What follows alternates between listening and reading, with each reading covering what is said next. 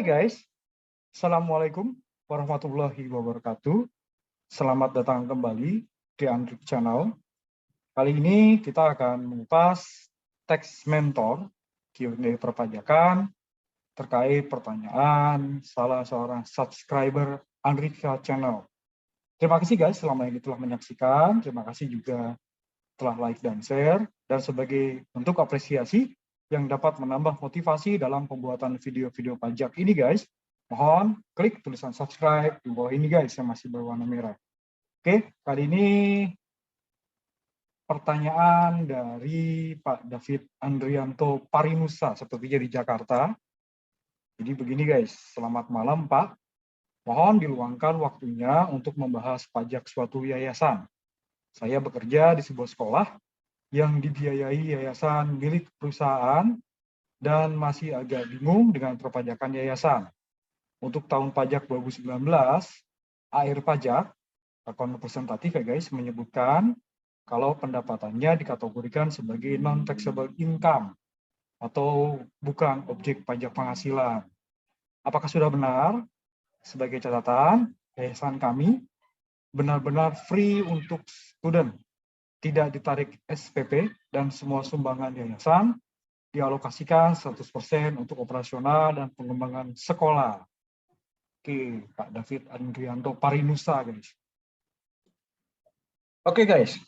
Yayasan pada dasarnya memiliki perlakuan pajak penghasilan badan yang sama dengan jenis atau bentuk badan lainnya. Hanya saja di sini terdapat perbedaan adanya pengecualian sebagai pajak penghasilan guys, pengecualian sebagai penghasilan. Nah, kalau melihat dari pertanyaan Pak David tadi guys, setidaknya ada dua yang harus kita perhatikan terkait dengan pengecualian penghasilan ini. Yang pertama terkait dengan bantuan, sumbangan atau hibah yang diterima yayasan pendidikan tersebut. Kemudian yang kedua guys, yang kedua itu terkait dengan sisa lebih yang diterima oleh yayasan lembaga pendidikan tersebut. Oke, kita akan lihat terlebih dahulu guys dari bunyi undang-undangnya, di Undang-Undang Pajak Penghasilan. Oke, di sini disebut di pasal 4 ayat 3 ya, huruf A dulu guys di sini. Yang pertama huruf A dulu, yang dikecualikan dari objek pajak adalah bantuan atau sumbangan. Oke, selanjutnya di sini termasuk zakat, terima, barang pijakan dan sebagainya. Oke, bantuan dan sumbangan. Yang kedua masalah harta hibahan yang diterima oleh keluarga saudara dalam garis keturunan lurus 1 derajat, badan keagamaan, badan pendidikan, oke, di sini guys, badan pendidikan termasuk yayasan yang ketentuannya diatur dengan atau berdasarkan peraturan Menteri Keuangan. Nah, ini guys, di sini ada ketentuannya sepanjang memenuhi ini guys, sepanjang tidak ada hubungan dengan usaha, pekerjaan, kepemilikan atau penguasaan di antara pihak-pihak bersangkutan, maka di sini dikecualikan dari objek pajak. Nah, di peraturan pemerintah guys, nomor 94 tahun 2010 di pasal 8, di sini disebut hubungan di antara pihak-pihak yang bersangkutan sebagaimana dimaksud dalam pasal 4 ayat 3 huruf A Undang-Undang Pajak Penghasilan yang tadi guys. Oke, dapat terjadi karena ketergantungan atau keterikatan satu dengan yang lain secara langsung atau tidak langsung berkenaan dengan yang pertama adalah usaha, kedua pekerjaan, atau ketiga kepemilikan atau penguasaan. Oke, hubungan di antara pihak-pihak yang bersangkutan berkenaan dengan usaha yang tadi disebut di huruf A guys, antara wajib pajak pemberi dengan wajib pajak penerima dapat terjadi apabila terdapat transaksi yang bersifat rutin antara kedua belah pihak. Oke, kemudian hubungan di antara pihak-pihak yang bersangkutan berkenaan dengan pekerjaan yang tadi disebut di huruf B guys, antara wajib pajak pemberi dengan wajib pajak penerima terjadi apabila terdapat hubungan yang berupa pekerjaan, pemberian jasa, atau pelaksanaan kegiatan secara langsung atau tidak langsung di antara kedua pihak tersebut. Kemudian yang terakhir tadi kepemilikan atau penguasaan. Oke, di ayat 4-nya di sini, hubungan di antara pihak-pihak yang bersangkutan berkenaan dengan kepemilikan atau penguasaan di antara wajib pajak pemberi dengan wajib pajak penerima yang tadi disebut pada ayat 1 huruf C dapat terjadi apabila terdapat penyertaan modal secara langsung atau tidak langsung sebagaimana dimaksud dalam pasal 18 ayat 4 huruf A Undang-Undang Pajak Penghasilan, atau hubungan penguasaan secara langsung atau tidak langsung sebagaimana dimaksud dalam pasal 18 ayat 4 huruf B Undang-Undang Pajak Penghasilan. Oke, jadi guys, melihat syarat ini tadi dibilang kan dibiayai ya oleh perusahaan kan gitu ya, yayasan pendidikan milik perusahaan. Oke, sekolah yang dibiayai yayasan milik perusahaan. Nah, bila ternyata terdapat hubungan-hubungan ini guys, ya, bila terdapat hubungan usaha, pekerjaan, kepemilikan atau penguasaan di antara pihak perusahaan, oke, dengan pihak yayasan, pemberi berarti perusahaan dengan pihak yayasan sebagai penerima, maka tidak dikecualikan guys. Tapi kalau ternyata tidak ada hubungan-hubungan ini guys, maka sumbangan, bantuan, atau harta hibahan yang diberikan oleh perusahaan kepada yayasan itu dikecualikan dari objek pajak. Oke, saya nggak paham Pak David gimana ya, tapi itu guys, yang pertama itu dulu, bahwa tidak ada hubungan. Oke, nah terkait dengan bantuan sumbangan. Yang kedua tadi terkait dengan PPh badan, ya dikecualikan dari objek PPh, itu adalah sisa lebih guys. Nah ini di pasal 4 ayat 3 huruf M. Oke, di sini disebut sisa lebih yang diterima atau diperoleh badan atau lembaga nirlaba yang bergerak dalam bidang pendidikan. Oke, tadi kan yayasan pendidikan ya guys, Pak David. Masuk berarti, oke, atau bidang penelitian dan pengembangan yang telah terdaftar pada instansi yang membidanginya yang ditargetkan kembali dalam bentuk sarana dan prasarana kegiatan pendidikan dan atau penelitian dan pengembangan dalam jangka waktu paling lama 4 tahun sejak diperolehnya sisa lebih tersebut. Oke, itu bukan objek pajak. Tapi di sini ketentuannya diatur lebih lanjut dengan atau berdasarkan peraturan Menteri Keuangan.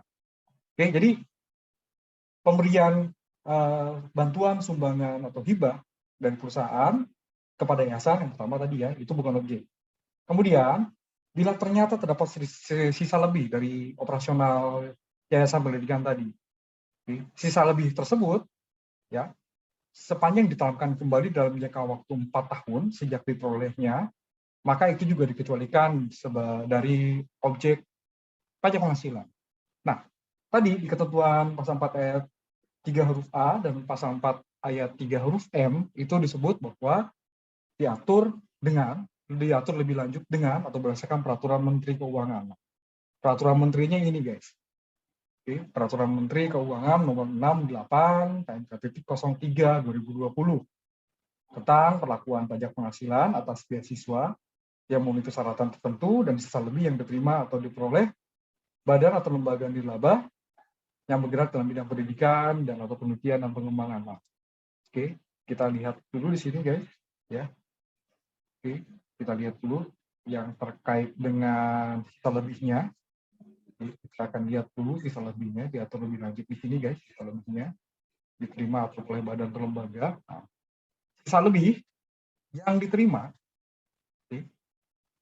diperoleh badan atau lembaga dikecualikan sebagai objek pajak penghasilan apabila sebesar jumlah sisa lebih digunakan untuk pembangunan dan atau pengadaan sarana dan prasarana kegiatan pendidikan dan penelitian dan pengembangan dan dilakukan paling lama dalam jangka waktu 4 tahun sejak sisa lebih diterima atau diperoleh. Tadi ya sudah disebut di pasal 4 ayat 3 huruf M Undang-Undang PPh.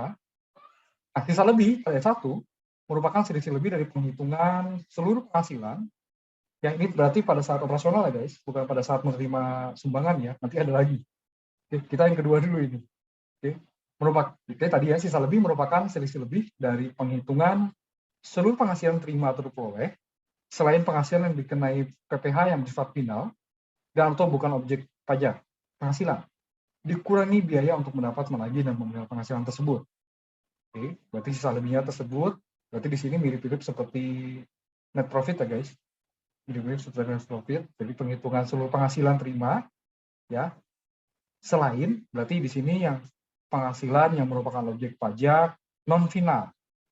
Karena untuk yang bersifat final dan atau bukan objek pajak itu dikecualikan, tidak diperhitungkan. Oke. dikurangi biaya 3M, biaya mendapat, menagih, dan memelihara penghasilan tersebut. Oke, biaya 3M yang disebut di ayat 2, termasuk bantuan sumbangan atau harta hibahan, oke, karena bukan objek pajak ya. Jadi bantuan sumbangan harta hibahan yang memenuhi syarat tadi tidak ada hubungan ya kepemilikan, penguasaan dan sebagainya tadi ya. Jadi oke, 3M di sini termasuk bantuan sumbangan harta hibahan, biaya operasional penyelenggaraan pendidikan dan penelitian dan pengembangan, biaya pengadaan barang atau jasa yang digunakan untuk mendukung operasional penyelenggaraan pendidikan dan atau penelitian dan pengembangan, dan atau biaya untuk meningkatkan kapasitas mutu dan layanan pendidikan dan atau penelitian dan pengembangan serta pengabdian masyarakat sesuai dengan ketentuan peraturan perundang-undangan yang mengatur mengenai pendidikan tinggi. Oke. Kemudian bantuan sumbangan atau hibahan dapat dikurangkan dari penghasilan bruto sesuai dengan ketentuan peraturan di bidang perpajakan sepanjang tidak ada hubungan istimewa yang tadi ya, yang tadi disebut dengan pihak penerima, tidak ada hubungan istimewa. Berarti tadi mirip-mirip ya, hubungan antara pemberi dan penerima tadi kan syaratnya, tidak ada hubungan di antara pihak-pihak di sini ya. Jadi, bentar, nah ini tadi ya, tidak ada hubungan dengan usaha, pekerjaan, kepemilikan, atau penguasaan di antara pihak-pihak yang bersangkutan. Tapi di sini pakai istilah hubungan istimewa karena memang mirip-mirip, guys.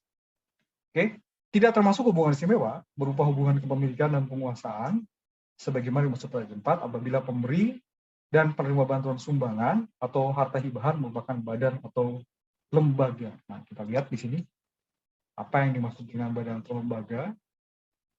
Oke, badan atau lembaga di sini adalah badan atau lembaga nirlaba yang bergerak dalam bidang pendidikan atau bidang penelitian dan pengembangan yang telah terdaftar pada instansi yang membidanginya dan penyelenggaraan pendidikan atau penelitian dan pengembangannya terbuka kepada pihak manapun. Jadi di sini bukan pihak korporat ya guys, khusus di sini. Lembaga nirlaba juga di bidang pendidikan. Jadi di sini hubungan istimewa ya merupakan hubungan sebagai maksud sebentar.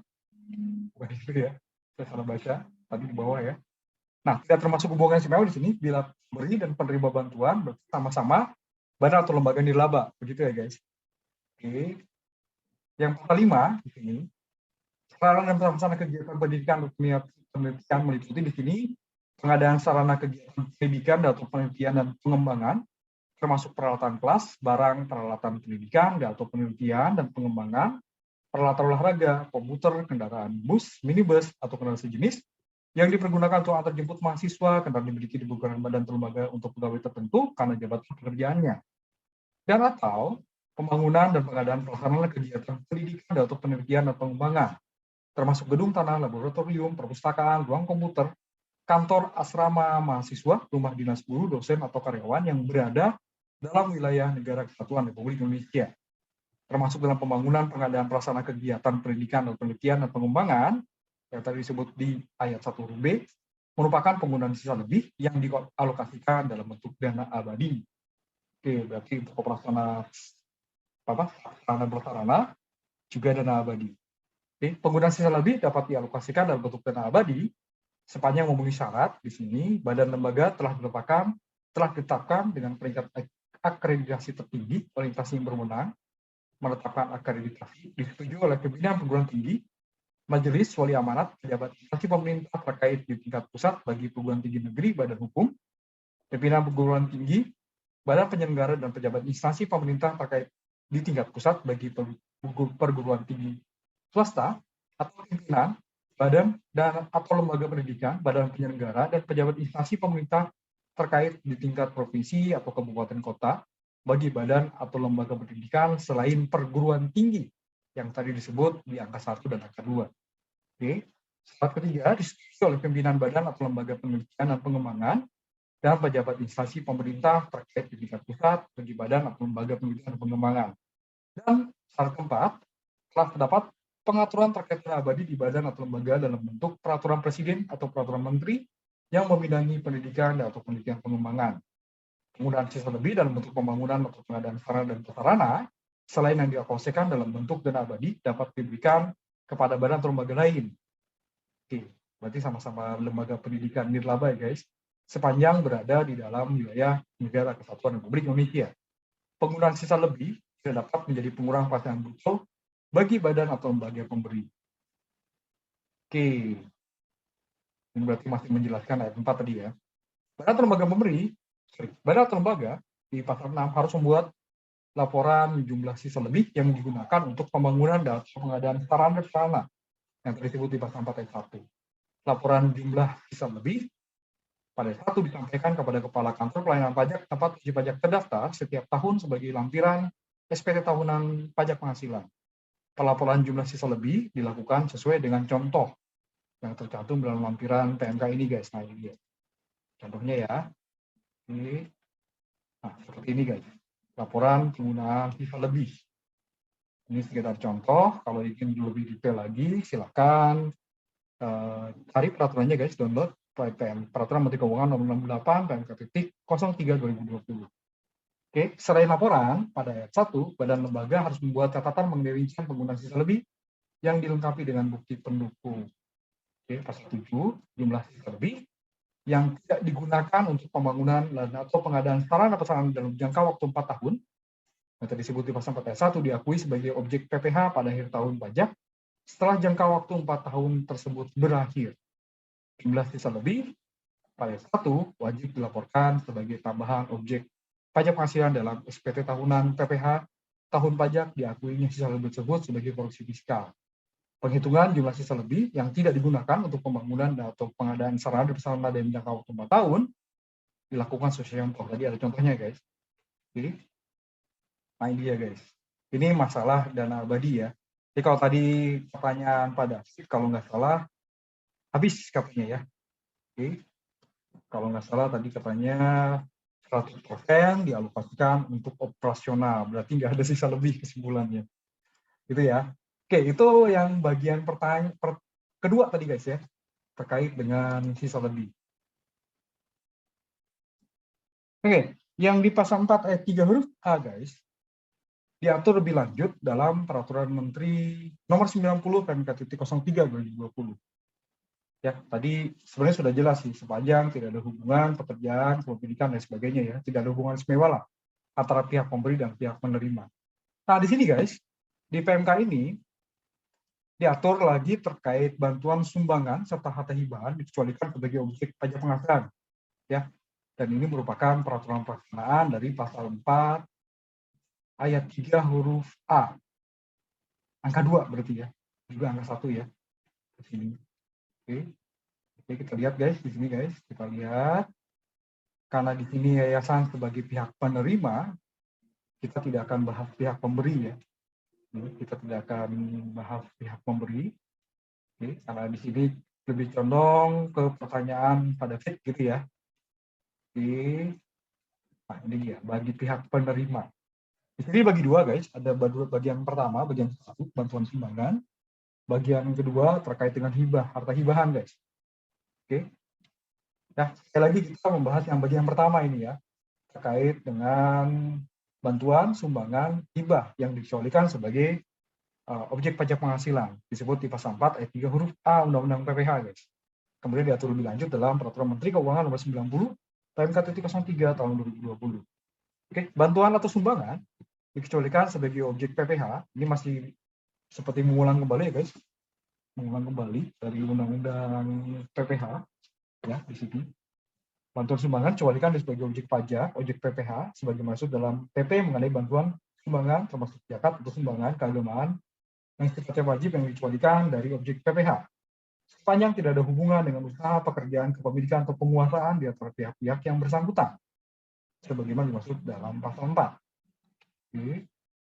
Kita lihat dulu pasal 4 di sini. Oke, pasal 4. Nah, ini ya. Ini sama ya seperti mengulang kembali di pasal 8 PP nomor 94 tadi ya tahun 2010. Oke. Hubungan usaha di sini merupakan hubungan yang terjadi bila terdapat transaksi yang bersifat rutin. Bila terdapat hubungan pekerjaan berarti hubungan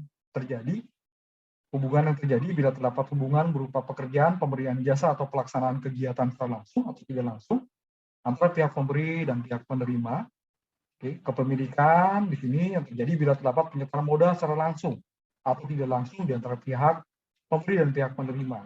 Penguasaan berarti bila terjadi hubungan ya terdapat penguasaan secara langsung atau tidak langsung terhadap pihak pemberi dan pihak penerima. Iya, berarti mirip seperti pasal 8 Peraturan Pemerintah Nomor 94 Tahun 2010 tadi, guys. Oke. Nah, di sini ditegaskan lagi ya, sepanjang tidak ada hubungan usaha, pekerjaan, kepemilikan atau penguasaan dari pihak-pihak yang bersangkutan, oke, bantuan sumbangan dapat berbentuk uang atau barang. Bantuan sumbangan bagi pihak penerima dilakukan sesuai dengan contoh ya di lampiran huruf B. Oke, ini contohnya, guys. Oke, pasal 7, dalam hal terdapat hubungan kepemilikan atau penguasaan, bantuan sumbangan yang diterima tetap dikecualikan sebagai objek PPh sepanjang pihak penerima merupakan badan keagamaan, badan pendidikan, atau badan sosial. Mirip kayak tadi ya, yang di PMK 68 ya. Kalau sama-sama badan nirlaba gitu ya, badan pendidikan. Nah, kalau ini, kalau sesama badan pendidikan, ya termasuk yayasan, jadi yayasan pendidikan misalnya sesama yayasan, itu walaupun ada hubungan istimewa, tapi tetap di sini bantuan sumbangan dikecualikan sebagai objek PPh.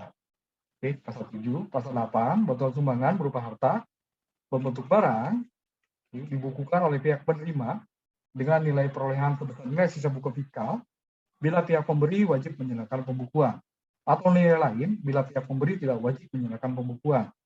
Nilai lain di sini meliputi untuk harta berupa tanah bangunan, berarti secara NJOP yang tercantum dalam SPPT PBB, tahun pajak saat terjadi pengalihan, atau surat keterangan dari instansi pemerintah yang membidangi urusan pajak daerah di mana tanah atau bangunan terdaftar dalam hal tidak terdapat SPPT PBB. Untuk harta selain tanah bangunan, sebesar besar harta tersebut saat terjadi pengalihan. Nilai perolehan harta yang mempunyai masa manfaat lebih dari 1 tahun, sepanjang digunakan untuk mendapat, menagih, dan memelihara penghasilan, pembebanannya dilakukan melalui penyusutan atau amortisasi sesuai dengan ketentuan peraturan perundangan di bidang pekerjaan. Berarti pasal 11, guys ya, Undang-Undang PPh dan pasal 11A Undang-Undang PPh. Oke, itu tadi untuk bantuan sumbangan. Oke, nah yang kedua ini harta hibahan. Harta hibahan seperti bantuan sumbangan ya dikecualikan sebagai objek PPh sepanjang diterima oleh keluarga saudara dalam garis turun derajat, bukan terkait pada FIT, badan keagamaan juga bukan. Nah ini diterima oleh badan pendidikan. Diterima oleh badan pendidikan. Tidak ada hubungan usaha, part kedua. Tidak ada hubungan dengan usaha, pekerjaan, kepemilikan atau penguasaan di antara pihak-pihak yang bersangkutan. Harta hibahan dapat berbentuk uang atau barang. Harta hibahan bagi pihak penerima dilakukan sebagai contoh. Silakan lihat contohnya di lampiran huruf C PMK nomor 90 PMK 03 2020. Dalam hal terdapat hubungan kepemilikan, harta hibahan yang diterima tetap dikecualikan sebagai objek PPh sepanjang pihak penerima merupakan badan keagamaan, badan pendidikan, atau badan sosial termasuk yayasan yang tadi disebut di pasal 3, guys. Oke, kita lihat dulu pasal 3. Siapa tahu di situ, tapi sebenarnya sih nggak jauh beda ya. Pasal 3, nah ini dia, guys. Ya, di sini, pasal 3 di sini, menjelaskan lebih lanjut keluarga saudara dalam keturunan lurus 1 derajat, badan keagamaan, kemudian badan pendidikan. Nah, ini dia. Badan pendidikan merupakan badan yang tidak mencari keuntungan dengan kegiatan utamanya menyelenggarakan pendidikan. Badan sosial merupakan badan yang tidak mencari keuntungan dengan kegiatan utamanya menyelenggarakan pemeliharaan kesehatan, pemeliharaan orang lanjut, usia atau panti jompo, anak yatim, santunan pertolongan kepada korban bencana alam, kecelakaan sejenisnya, pemberian beasiswa atau pelestarian lingkungan hidup. Tapi masuk di sini untuk kasus pada FIT ya. Masuk badan pendidikan, menyelenggarakan pendidikan. Oke, tadi harta hibahan ya guys. Ya, harta hibahan. Nah, ini ya, sepanjang diterima oleh badan pendidikan, bukan objek PPh. Sepanjang memenuhi syarat, juga tidak ada hubungan usaha, pekerjaan, kepemilikan, atau penguasaan. Oke. Nah, tapi kalau sesama badan pendidikan, ya, harta hibahan tadi yang diterima tetap dikecualikan sebagai objek PPh. Jadi sesama badan pendidikan, pihak penerima, walaupun ada hubungan istimewa, tetap dikecualikan sebagai objek PPh. Nah, harta hibahan sama seperti tadi ya, waktu bantuan atau sumbangan, bila berbentuk barang, dibukukan oleh pihak penerima dengan nilai perolehan sebesar nilai sisa buku fiskal, bila pihak pemberi wajib menyerahkan pembukuan. Oke.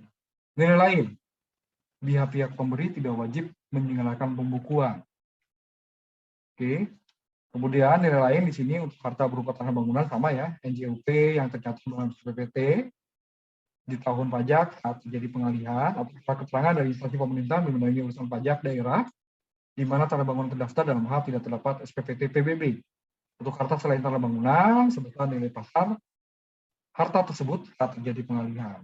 Nilai perolehan harta yang punya masa manfaat lebih dari 1 tahun sepanjang digunakan untuk mendapat lagi penghasilan, pembuahannya dilakukan melalui penyusutan atau amortisasi. Nah, begitu guys.